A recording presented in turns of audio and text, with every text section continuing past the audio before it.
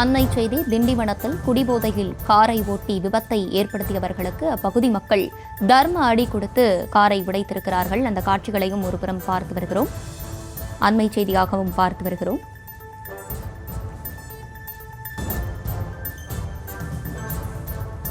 கூடுதல் விவரங்களோடு இணைகிறார் செய்தியாளர் ஜோதிபாபு. ஜோதிபாபு, வணக்கம். முழு விவரங்களை வழங்கலாம்.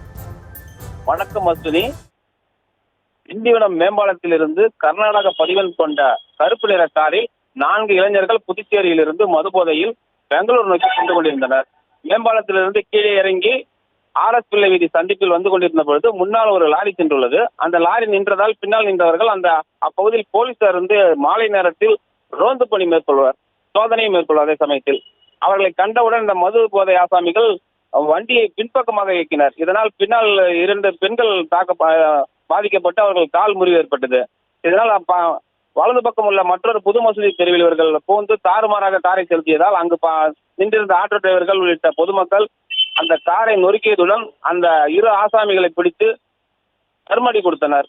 மேலும் அது குறித்து தகவல் அறிந்து திண்டிவனம் போலீசார் சம்பவ இடத்திற்கு விரைந்து வந்து அவர்களிடம் மீட்டு அந்த 2 மட்டும் காவல் நிலையம் அழைத்து விசாரணை மேற்கொண்டனர். மேலும் 2 தப்பி ஓடியதாக போலீஸ் தரப்பில் கூறப்படுகிறது. இந்த சம்பவமானது இப்பகுதியில் பெரும் பரபரப்பு ஏற்படுத்தியுள்ளது. அஸ்வினி,